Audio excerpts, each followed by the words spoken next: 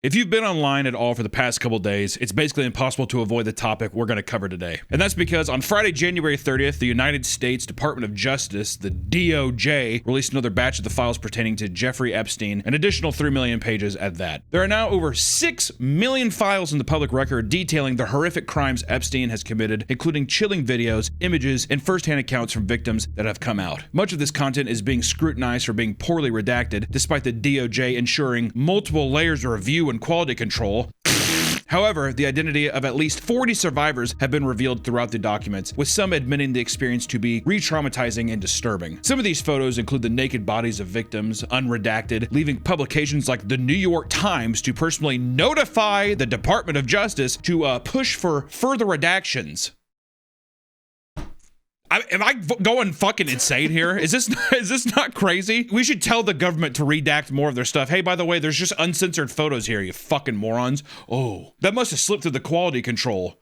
There are also reportedly thousands of redaction failures, and in some cases, duplicates of the same file were released with completely different redactions, revealing more information than intended. There are also other strange, blatant errors, like a photo of Michael Jackson and Diana Ross with their children, redacted as if they're victims despite it being a seemingly innocuous, publicly available photo. It seems like they're trying to redact things, or they're just blindly, if there's any kind of children or anything, they're just throwing it over there without knowing what's bad or what's public or any of that kind of stuff. Regardless, tons of new information is now available, and it's morbidly fascinating to see just how much reach this person has. Not only are various well-known powerful figures being named in these documents, Epstein also seems to have a hand in so much more than you could ever imagine, from video game microtransactions to political influence on 4chan. In the interest of bringing more awareness to the story, we'd like to talk about some of the highlights as well as the internet discussions taking place around this subject. So, just let you know, trigger fucking warning, all that stuff. It's insane. The absurdity of these files is unbelievable. I think more people should know about it. It seems like right now the discussion feels deafening with the amount of stuff that's happening and people know about it, but it is unbelievable still the amount of people that do not know, don't think it's real, or just don't care or whatever. So I would like to take time to talk about this, just to, I don't know, be a person being like, hey, by the way, this is going on. A lot of bad shit in this video, just letting you know, this is the warning. One of the most reoccurring revelations we see throughout these endless editions of files is just how many high-profile people are involved. One of which being President Donald Trump, who is supposedly referenced well over 5,300 times, once more alleging all sorts of sexual misconduct and bolstering the idea that he was much closer to Epstein than he is willing to admit. And in response, he simply states that, quote, very important people told him that the information in the recent drop of the files absolves him, giving basically zero further details about whatever the fuck that means.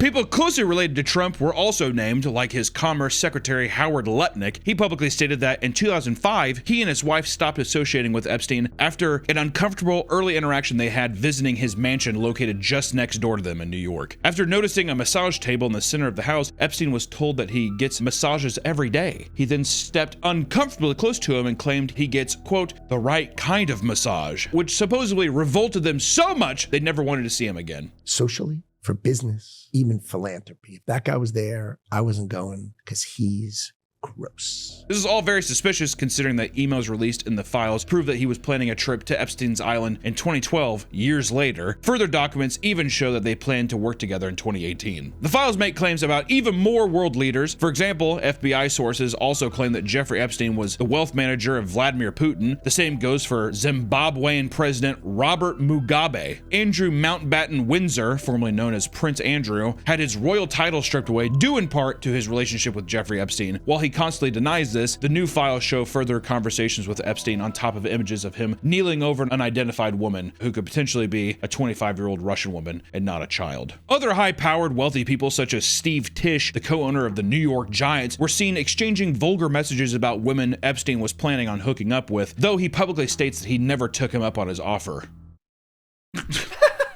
I never did it. It's not like I ever actually did it though. Football! Hut, hut, hey! Why did we trade Saquon?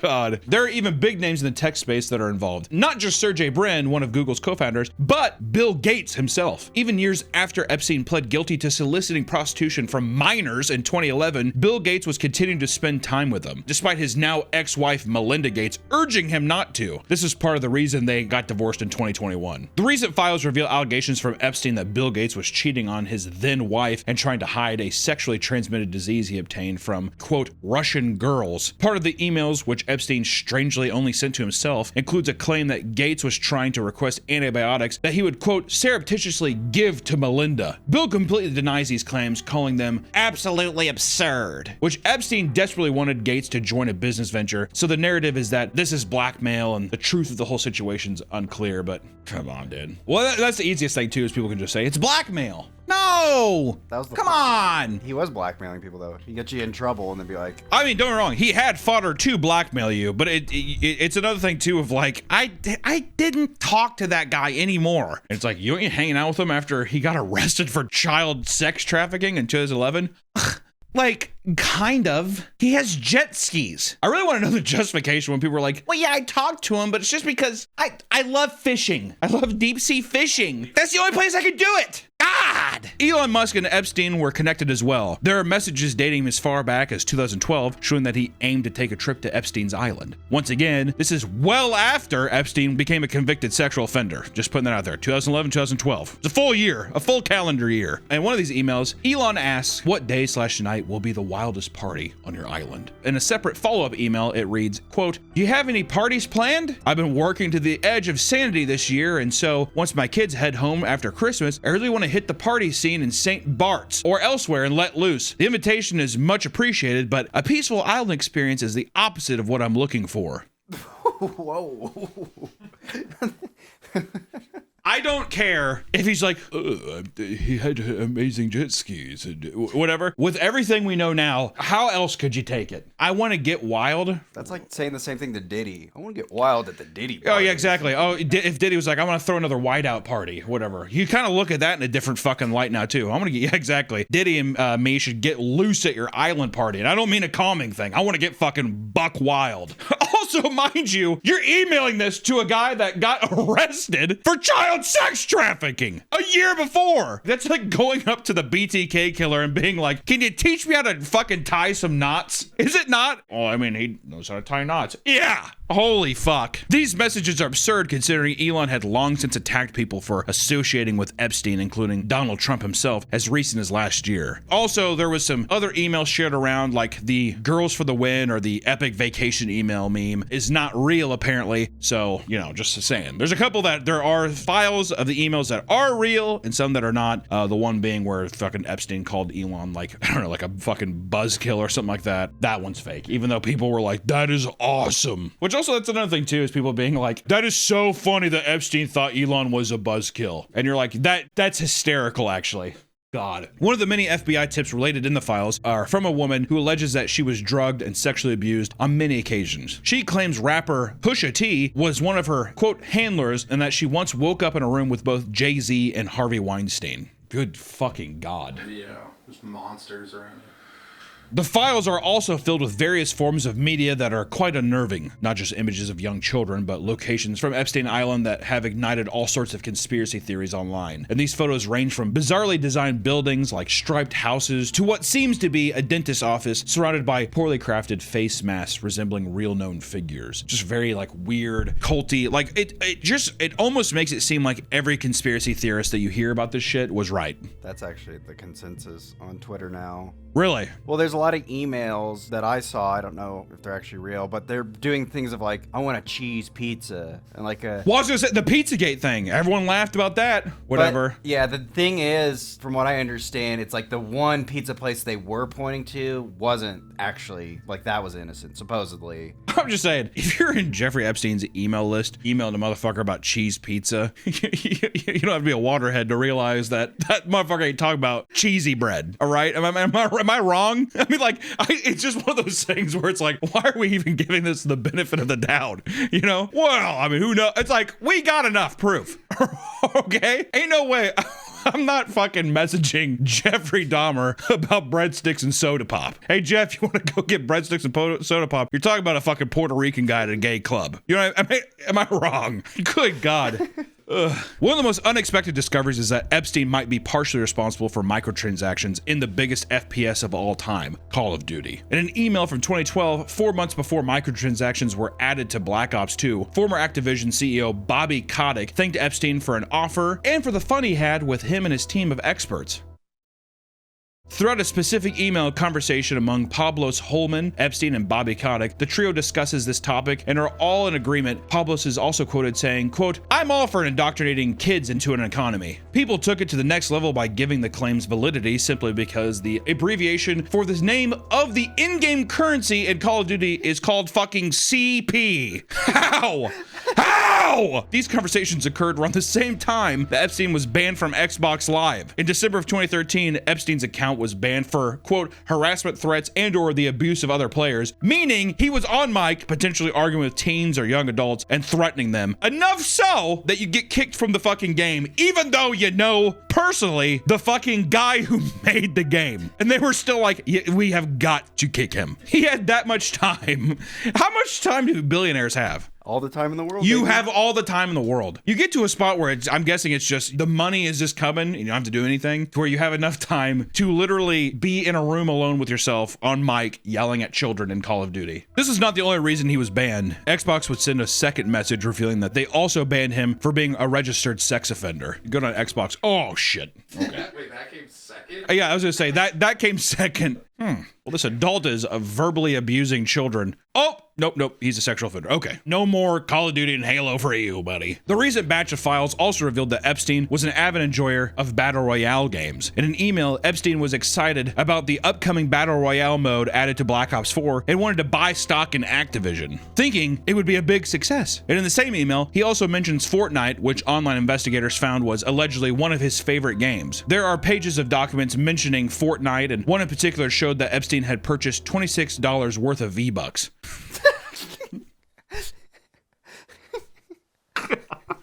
This led down to a rabbit hole that allegedly uncovers his old account by matching the username Little Jeff 1. Littlest Jeff. Littlest.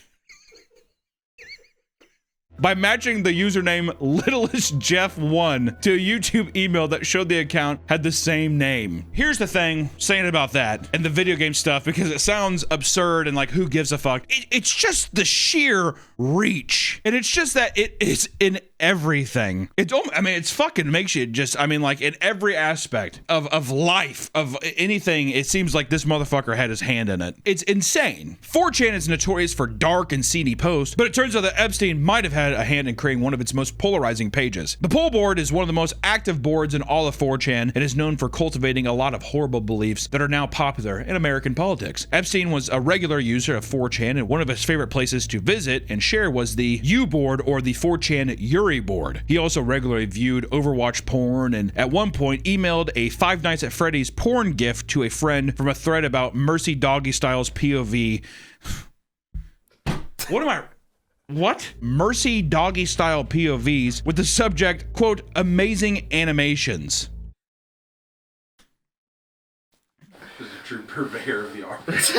A true purveyor of the arts. What's interesting about this is just that, like, I feel like sometimes people think it's like this extravagant, eyes wide shut, oh, it's mansions and it's delicate and it's fine art. And it's like, no, it's all the shit that like is normalized with normal culture and your regular down to earth people, whatever. It's like, no, this is still the same shit that they're sending each other, except they have their hands in everything. He also had ties to 4chan's creator, Chris Poole, and was very fond of him, often calling him, quote, interesting and bright. In a recent released email, both Epstein and Chris met up and chatted a day after political user board was created, leaving many to believe that Epstein had some sort of influence in the creation of the board. And if true, this would mean he is responsible for creating some of the most heinous online cultures and movements within the last 2 decades. This bombshell discovery led to people scrubbing the board for any post from or related to Epstein, and this led to a post from 2019 alleging that Epstein was swapped out with a decoy inmate the morning he was found dead. Roberto Grijalava was a guard at the Metropolitan Correctional Center, where Epstein was held, and made a post on the political board on the day Epstein was found hanging in a cell. In the post, he alleges that at 4:15 a.m., Epstein was removed from his cell and taken to a medical care in a wheelchair, but not a single nurse on duty ever saw or spoke to him. Next, an unmarked van pulls up and a man in a military gear gets out of the back. The van did not sign in and the license plate was never recorded. After that, Epstein was moved to a single-person cell where he was found dead that morning. At first, people were skeptical of the claim until documentation was found confirming that Roberto was working at the correctional facility at this time. Not only that, but the post was subpoenaed for court records. With all this talk around 4chan, another famous theory has been revived now that more files have been released. Pizzagate was a massive conspiracy theory in 2016, which alleged that high-ranking members of the Democratic Party were linked to a pedophilia ring located inside a local pizza shop in Washington, D.C. The reason for its revival is that numerous files use the word pizza in different contexts, such as head counts for pizza and asking if anyone in Austin wanted pizza. During the original Pizzagate scandal, people began incorrectly linking foods to children using keywords like ice cream, cheese, or hot dogs. Now it seems like people are doing the same thing, making large assumptions about the connections between specific food-based words and the evil things that took place on Epstein's island. It's important to take all of this with a grain of salt, as many of the messages are strange and could be interpreted as cryptic. But due to the evil things that are actually occurring, it's almost like anything and everything is possible. There was a lot of disinformation in 2016, and many people are concerned that the same thing is happening again with the recent revival of this topic. Many popular claims online are being proven false by the day, so I'm sure even when this comes out, shit will have been proven false. So you gotta do the research, so take everything we're saying with a grain of salt. For example, one post gaining tons of traction online is that Epstein had a bank account named Ball after a religious demonic figure. This is likely because of a typo in a document after it was scanned through an OCR software that was the phrase bank name replaced with ball name. Which I don't know, dude. Motherfucker probably does have a bank account named Ball. Yeah, that's where they draw the line. I'm the devil. Yeah, exactly. It was probably bank. No, probably motherfucker thought he was the devil, okay? Because of how powerful and wide-reaching Jeffrey Epstein was, it seems like he had an influence in way more than you would expect. It's hard to make sense of it all. But don't let the goofier side of these conspiracy theories and the jokes online deter you from the fact that this person has committed some of the most fucked up crimes in recent human history, and that it's involved with so many people that are in the public light. I mean, it's just fucking insane. And now it's become so normalized where people will joke about like, oh, are you on Epstein's list? That I feel like it's like not keeping in mind just how fucking horrible it is, you know? I know people in time, as time goes on, the more, you know, it's almost like 9/11 jokes or it's whatever, where it's just a horrible atrocity, but over time we're able to stomach it. But it feels like even after this person has been gone, so much more is still being revealed, and like it feels like the shit's still going on, you know? And we're finding out more about these fucking evil people that are still walking among us. It's just fucking creepy, and I want to take time to, you know, just talk about it. It's fucking insane, man. It's fucking absolutely insane. Also, some of the emails too, is it real about the whole like, what is it, George Bush eating baby shit out of people's intestines or like, or whatever the fuck it is? Some of these claims are so insane. In your brain, my initial reaction to it is there's no way. But at the same time, there's a fucking pedophile island where people go vacation and have fun at. I don't know anymore, dude. I don't know. I can't wait for the Netflix documentary. And Netflix will be right there. Can we make a documentary of it? Or that motherfucker who makes the Monster show. Oh, yeah. Monster Jeffrey Epstein. And he'll try to do something and make him like, well, this is why he did it. He like always sympathizes the fucking serial killers. Isn't that weird? Yeah. Whatever. I don't know. It's this is just such a crazy topic. Once again, don't let the jokes and conspiracy theories deter you from the fact that this shit is real. It's still fucking happening. You think it's just stopping with Jeffrey Epstein's island? Fuck no, dude. It's all over the place.